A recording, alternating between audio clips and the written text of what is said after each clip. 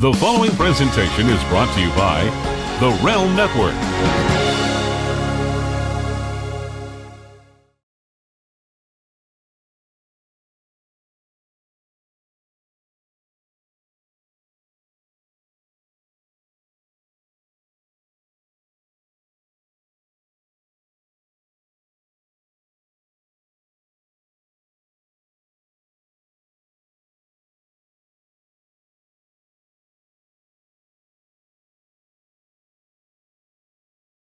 The Attitude Era is widely considered by many as the greatest product the WWE has ever had. Now, relive the entire journey with exclusive commentary, insights, and episodic discussion with head writer Vince Russo.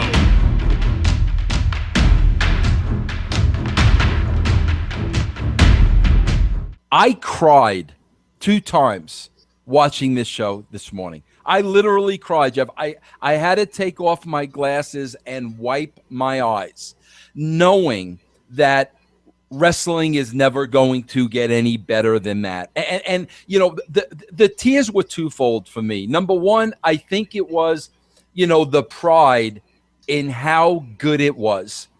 And knowing, I don't give Vince McMahon, listen, bro, run an anti-Russo show every single week on your network. At this point, I really don't give a rat's ass. When I watch that show, I know what I was responsible for, and we're going to get into that in a minute. So watching that show, we're going to be watching Attitude Era shows for a long time.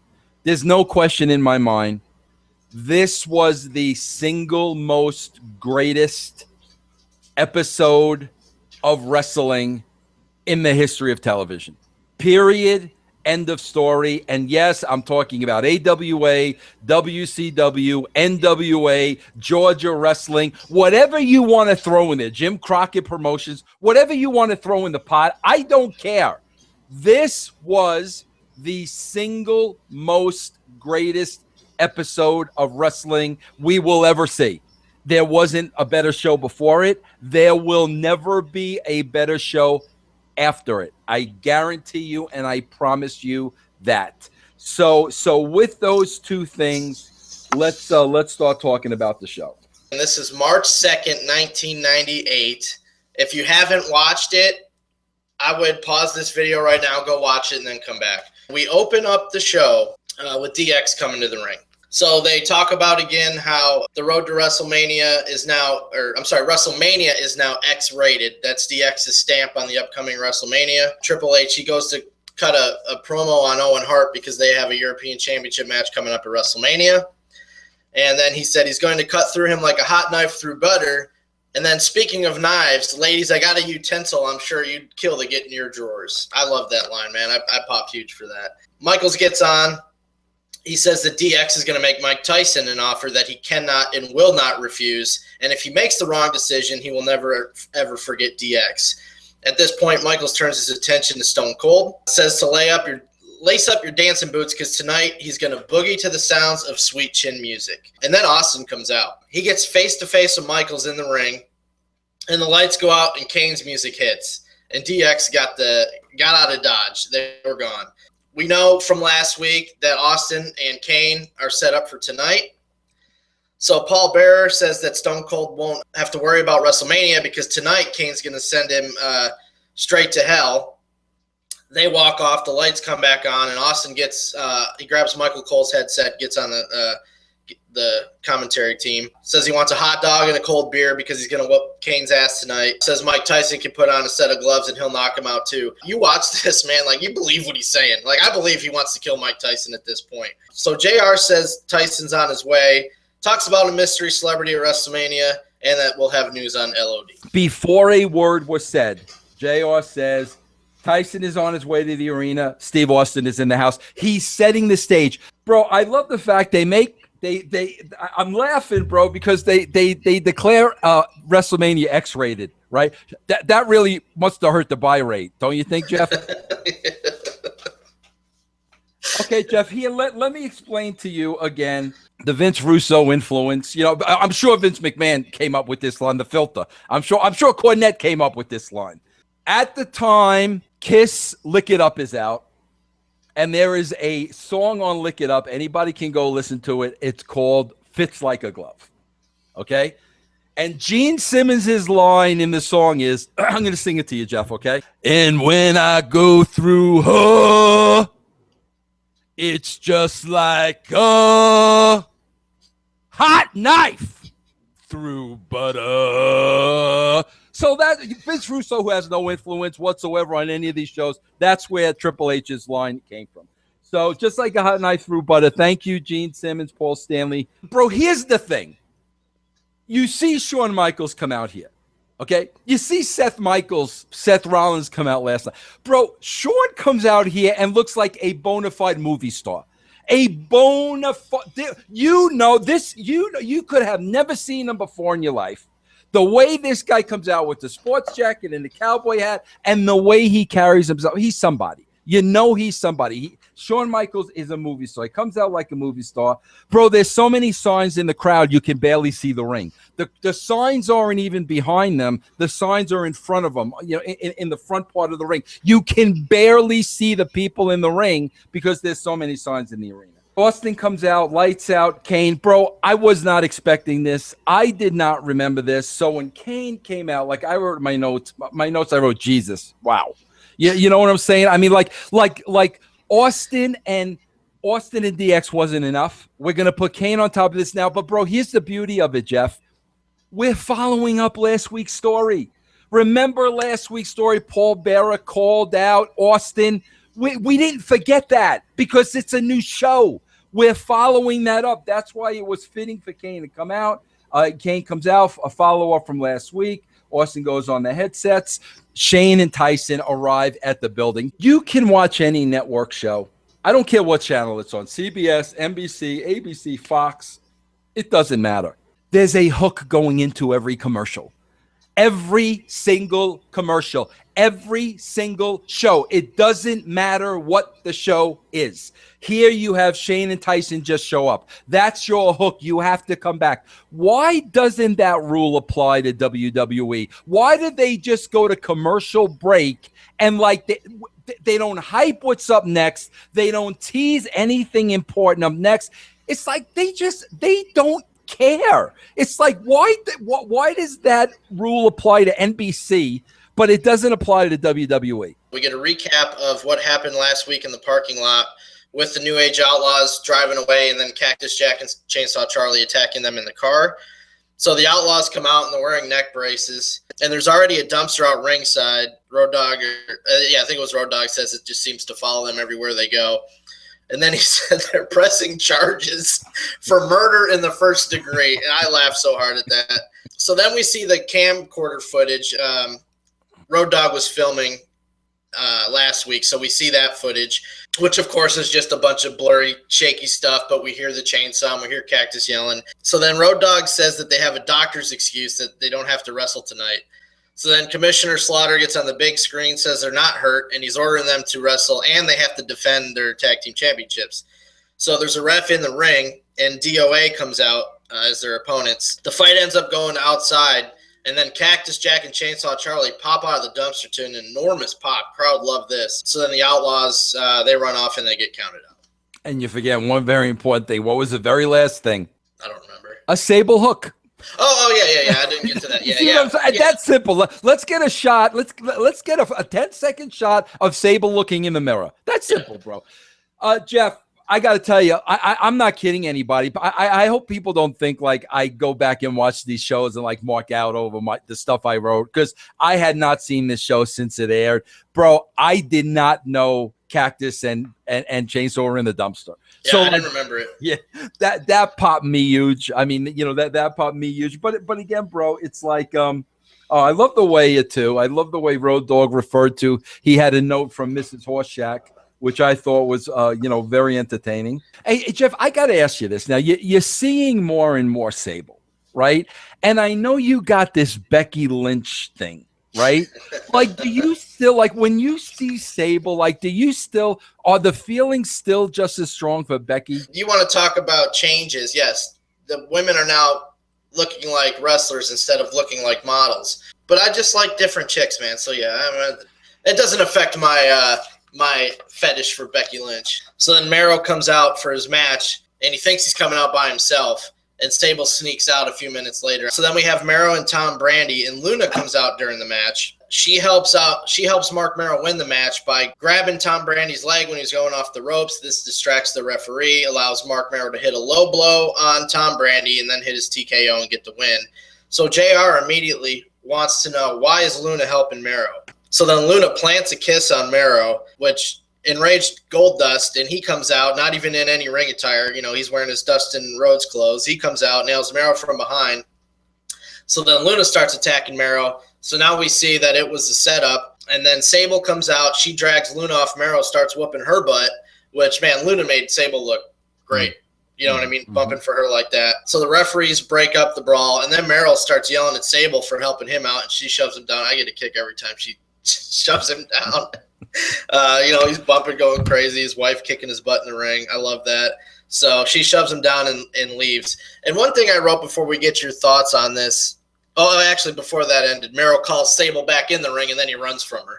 But before I get your thoughts on this, like, I wrote down organized chaos watching this, because it's not like, I feel like when we have a lot of this stuff now today in wrestling, it's just guys wrestling, not in a match, for like 2 minutes. They're just doing moves on each other. This was chaotic, but clearly organized. This is going to happen, this. You know what I mean? It tells a story. It's not, we're not suplexing each other. You know what I mean? That's agents, bro. That's the level of agents, you know, back then. I mean, you know, they laid all this out in the ring. All that goes, you know, to the agents, bro, you know. Bro, I love, this is getting ready to start, and JR is putting over Austin's mood. And he basically says early on, Austin is ready to fight Tyson tonight. You know what I'm saying? It's like, so subliminally, you're getting ready to watch Mero here, but you're listening to what JR says. So subliminally, you're not going to change the channel. Austin may fight Tyson tonight. You know what I mean? It's just the little things like that that are lost. They don't exist in this day and age. And again, it goes back to, it's a different time. Okay, so the announcers have to be idiots because it's a different time, right? There's something in every single match. You know, every segment. First segment, we're surprised by Kane. Second segment, Charlie and Mick are in the dumpster. Third segment, here comes Luna. You know, there's something in every single Bro, there were 4 6-man tags on Raw yesterday, and nothing happened in like any of those matches. None of them.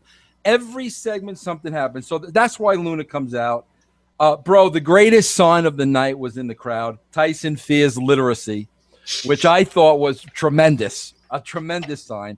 Bro, you know what was amazing to me? They're chanting for Sable to make the save. Okay, bro, that is all organic. I mean, bro, Dustin and Luna are kicking Mero's backside. They're chanting for Sable to make the save. Sable's not even a wrestler at this point, bro. She's not even a wrestler. And, of course, Sable makes the save. You know, so Sable comes out. Sable makes the save. Sable drops Mero. Bro, again, I thought there was so much happening on the show. This was the greatest moment under the radar. Jeff, how many times do I come on here, we talk about consistency? Remember I told you last week with the episode between Mero and Sable that you actually felt like Mero was scared to death of Sable. Remember I said that last week? Well, bro, here he comes. He thinks she's walking away, so he calls her back in. Here she comes back in, and freaking Mero powders. Bro, it doesn't get any better than that. I mean, it just. But you see how consistent we are with the characters. He's afraid of his own wife now. Bro, I'm surprised we didn't go into the direction of like him charging her with domestic abuse. Yeah, you know, that would have been classic. He would have been a victim. He could have blackened up his eyes. I mean, that would have been absolutely a classic. But again, it's just showing you the consistency in the characters. We have Owen Hart versus Mark Henry for the European Championship. The Nation's with Mark Henry as Commissioner Slaughter comes out and he orders the Nation to the back. Again, what you were just talking about, China comes out during the match now, so something's happening here. Owen's distracted by her, allows Henry to gain the advantage. Owen gets it back. I like this psychology. Like, it took him 3 times to get the sharpshooter on. You know what I mean? Like, he kept trying to do it. Henry kept powering it out because it's so big. And bro, if you want to go one step further, Jeff, he's working the leg. Yeah. He's kicking Henry's leg, knowing he's going to set up the sharpshooter. That's why he's doing it. China gets on the apron, distracting him, so he lets go of the hold to go after her. She drops down. He goes up to the top rope, and China throws him right into a Mark Henry bear hug. But then China runs in the ring and hits a low blow on Mark Henry, causing a DQ. So Owen loses the match, but he keeps the title. Bro, first of all, I love when JR starts, he bench presses this and he monkey lifts this and he, giraffe curls. I mean, with the amount of weight, I that just pops me huge.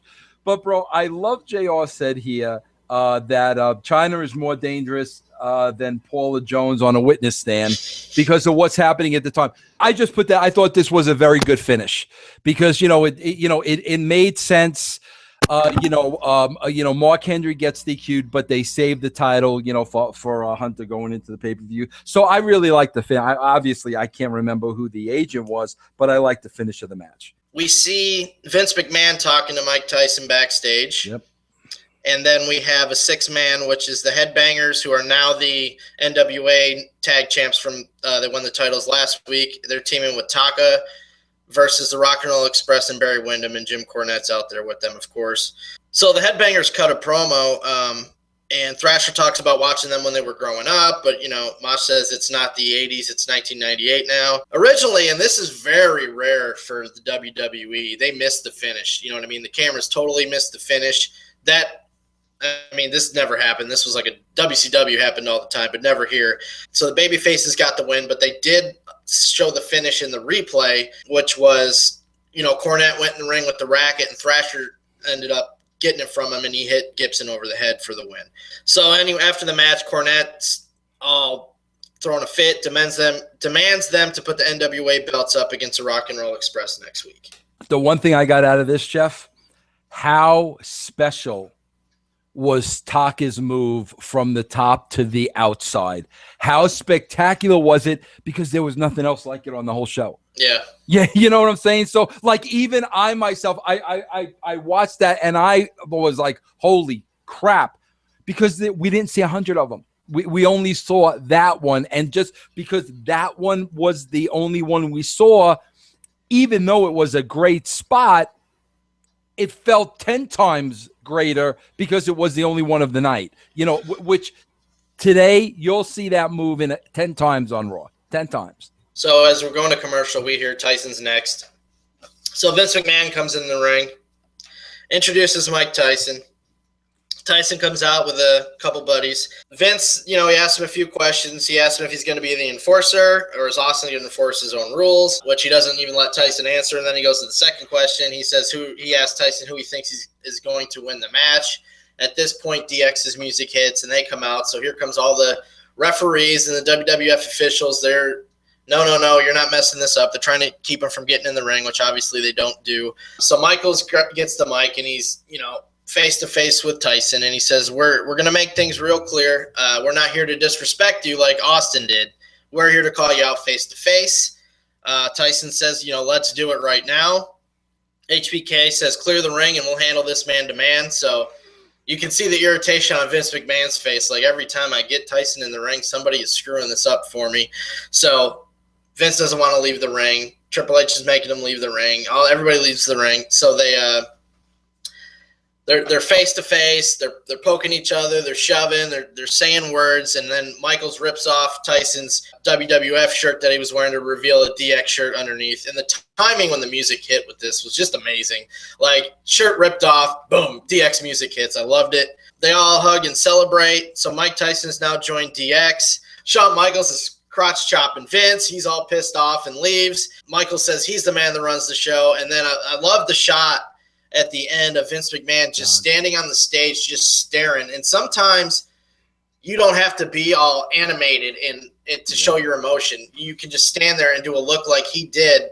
I just thought that was a brilliant shot. But this I went through it real fast because I want you to cover this, but I've mentioned a few episodes of this show before, and we're going to see it going on. There's always we're going to always have moments that we keep coming to that are huge historical moments that shaped this era for what it was, and this was definitely one of them right here. Jeff, it blows my mind, like just the similar notes that you and I have. Like sometimes like they're down to the T. That is both of us longtime wrestling fans, like we're seeing the same thing, which blows me away. I got a very important story in this one that I'll get to, but I first want to say, Vince is in the ring. Vince is getting booed, bro, which is almost organically the start of the Vince heel character. The fact that he's getting booed, it's the start of what's to come. Tyson out, DX out. Okay, Jeff, I want to say this again. Because let me bring up again, it's a different time. When DX comes out in the ring and Tyson's in the ring and everybody in that crowd is going crazy, this is the note I wrote for myself. At this moment in time, Jeff, could there have possibly been anything hotter on television? Regardless of what was going on in the football game, regardless, this was the hottest thing going on television at the moment. So now we go back to it's a different time. The landscape has changed. There are so many other choices to watch. Bro, there could have been 500 other shows on that night. This was the hottest thing on television. That's why I love the excuses, bro. I love the excuses because it has nothing to do with anything. This was the hottest moment because we all put it together. We Vince, with getting Tyson, the way this thing is written. All right, I want to get to something very important, Jeff. And listen, Vince McMahon, anybody listening or watching in Stamford, Connecticut, listen, hire a boatload of producers and directors because what I'm about to say, we need to do a whole season of we're going to bury Vince Russo and take away his credibility because this is one of these moments, Jeff, I clearly remember. Prior to this, we're at Vince's house, and it's me, Vince, and Cornette. I don't think anybody else was there. I just think it was the three of us. We're getting to this segment, and we're discussing this segment, okay? In Vince's mind, he wants to help Tyson PR-wise. Remember, bro, Tyson is coming off of biting Holyfield's ear. He's banned from boxing. He's banned from boxing pay-per-views. He's in a bad light. So Vince is trying to we want to give Tyson, good PR. We want the people to root for Tyson. Cornette is going along the same line, like, bro, it was just a feeling and just a given in that meeting that Tyson's going to be the babyface with Austin. It was just what everybody was saying. And I'm sitting there and I'm listening and I'm listening and I'm listening. Then I say in my mind what I said at the beginning of the Attitude Era. And what I said was, in my mind, I said to myself, when they're expecting you to go one way, go the other way. And Vince and Cornette are going on and on about we got to give Tyson blah, blah, blah, blah. And I turned around and I just said, Vince, Tyson's got to join DX. And I had the setup like him and Michaels were going to fight the whole 9 yards. I said, people are expecting Tyson to be babyface, especially coming off this promo, especially if Shawn gets in his face the whole 9 yards. I said, you got to go the other way. And that's why this segment turned out the way it did. So Vince, get producers, directors, Spielberg, whoever's available. Start the series. Maybe Bischoff was in the room. Maybe Bischoff was part of that meeting. Maybe he could say Vince Russo's lying. Whatever you got to do. But that's how that came about, and I have no problem saying that because I'm very, very proud of it. I pointed out, like you, bro, Shawn must have loved crotch chopping Vince like that because that was phenomenal. And I said, I says, at this point, there are tears in my eyes with this swerve that nobody saw. And the shot of Vince on the stage was the last thing I wrote. And this is just the start of the second hour, man. You know what I mean? Yeah. Like, it's crazy that you could have ended the show with this and everybody going, holy crap, but we still got one of those to go. You know what I mean? So, but at this point, you're competing with Nitro. Now at 10 o'clock Eastern time, everybody's talking about WWF right now. You know what I mean? Yep. So we see a replay of what just happened when we come back, and Lawler says, Austin can kiss his chances of becoming champion goodbye. So now fans are still processing this. So we go to Steve Blackman versus Kama Mustafa, and the Nation comes out with him, and Slaughter comes out again and throws him out. And I just like the Lawler and JR. Lawler's like, I'm getting sick of seeing this guy, and JR says, well, he likes to lead with his chin. But that was good. So Slaughter throws the Nation out again. We see a story recap of the last two matches that Blackman's had against the Nation, how he beat Farouk and how he beat The Rock. So during the match, Rock and Farouk actually come out and attack Blackman, which causes a DQ. And then Ken Shamrock runs in for the save. So Rock and Farouk powder and kind of leave Kama to the Wolves, and Shamrock takes him out. Yeah, well, of course, too, Jeff, I noticed, obviously, throughout this entire match, they're talking about what just took place. I mean, that you have to, and I have a feeling that's why this match was booked. So we see Austin putting on his gear backstage, getting ready for his match with Kane. And then we have Tennessee Lee in the ring, but he introduces Jeff Jarrett. So Jarrett comes out back in his old Double J gear instead of that weird stuff he's been wearing with the NWA. I mean, not that this isn't weird, but so he wishes Jim Cornette and the NWA good luck. But the truth is that the NWA wasn't prepared for a man of his stature, and that only Tennessee Lee can promote him right. So Flash Funk comes out to wrestle Jarrett, and Tennessee Lee gets involved. Knocks Funk off the top turnbuckle, which allows Jarrett to put on the figure four for the win. Do you know, Jeff, I'm going to give you a little insight here. Listen, nobody's going to get this on any other show out there. Okay, so brand members, this is an exclusive to you. Do you know, Jeff, what Tennessee Lee was best known for? No, I only knew him as Colonel Parker. Okay, Robert Fuller is his real name. Been around forever. Very great. Very, very talented. Very nice man. But his claim to fame was, bro, supposedly Tennessee Lee had like the biggest Swanson in the history of the wrestling business, bro. That was his, like, and I'm talking about everybody. I'm talking about like everybody, bro. Everybody. That was his claim to fame, that like he had a trouser snake that was like God knows how many feet. But anyway, Jeff, you know what I loved about this? First of all, let me give you another little insight. Obviously, Jeff's entire outfit was supposed to light up, but it was malfunctioning. So the only thing that worked were the glasses and the hat. And that was a big disappointment that night, because that was the first time he was coming out in the thing. I got to give real big props to Johnson here. What's his name? What's his first name? The music guy? Jim Johnson. Jim Johnson, because the music is so pathetically bad that it's great. You know what I'm saying, bro? It's so bad that it's absolutely tremendous. Double J's thing. Robert Fuller, Tennessee. This is where Jeff coins "Ain't I Great?" Which brought back a lot of memories. Now we find out too, Jennifer Flowers is going to be part of WrestleMania. Then we go to Michael Cole with DX and Tyson. And I don't know if you picked this up, but it was almost deja vu 16 years later, Jeff. No, 17 years later, when JR makes the statement here, bro, which he didn't even realize what he was saying. But when you look back now, JR says after this pre-tape, the wrestling business has just changed. That's what JR says.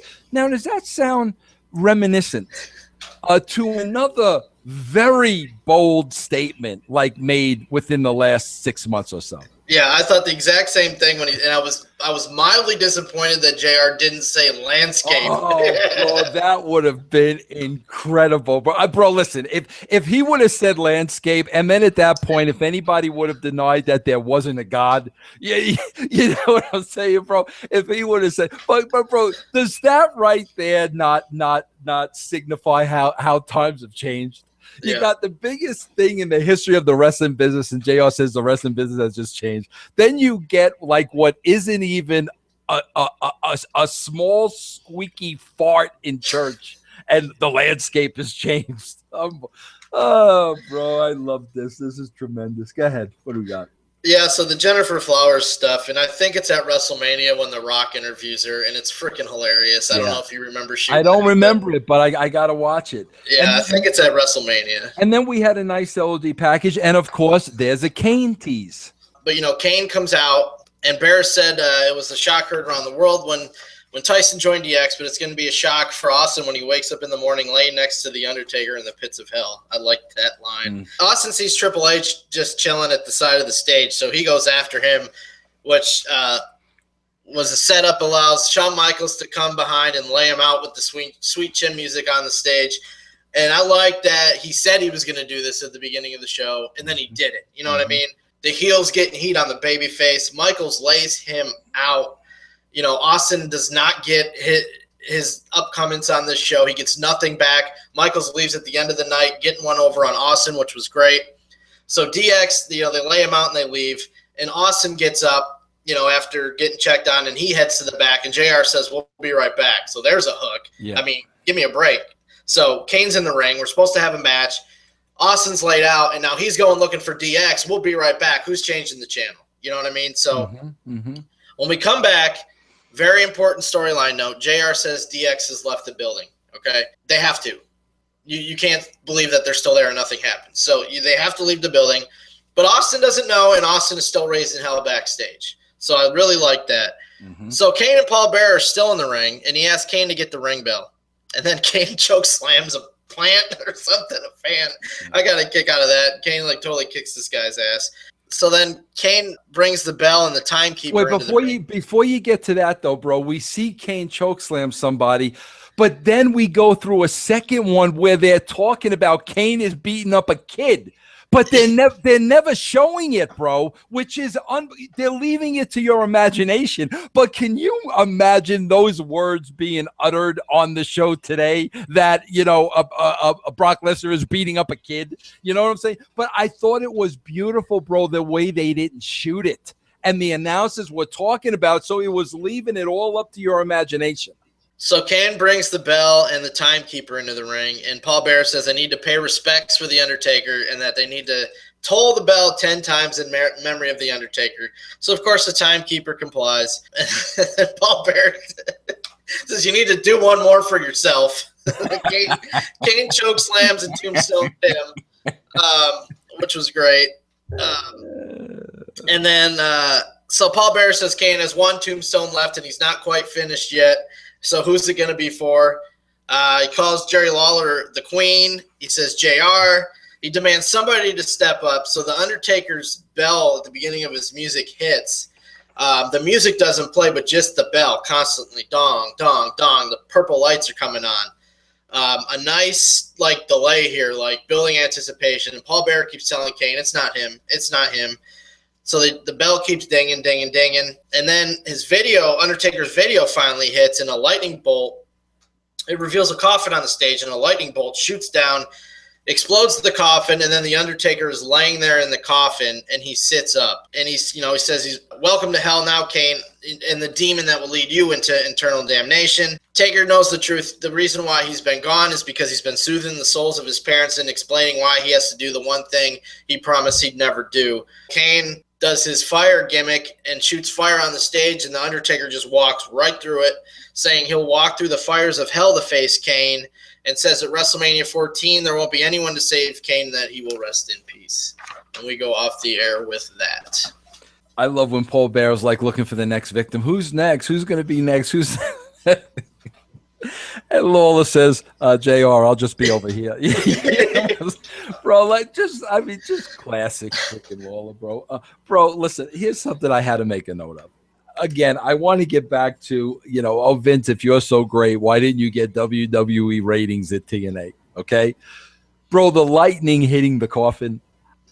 I have no idea how they did that. I couldn't even imagine like bringing that up like at TNA. Okay, well at this point the casket and then lightning's going to come down and explode. I couldn't even imagine like telling like, are you kidding me? Like how I don't even know how they did that, bro. That was absolutely phenomenal. But look at the two top main events on this show.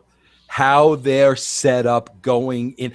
Bro, if the pay-per-view were $100, you have to pay it. You got to pay the $100 to see this. Bro, keep in mind, the whole Taker Kane storyline up to this point was Taker wouldn't touch him. Taker wouldn't fight his brother. So this is the first time, not only are we seeing him again, but he's saying, I will fight you now. You know what I'm saying? So, bro, look at the way, again, it's a different time. Okay, look at the way these stories were crafted. This pay-per-view could have been $100. You would have paid for it. Oh, my God, bro. That there was an art and a craft to what we did. It's non-existent now. It doesn't exist. But, bro, I got to tell you, it has nothing to do with me being a part of this show. I don't think we're ever going to see another show ever better than this one right here, bro. I really don't.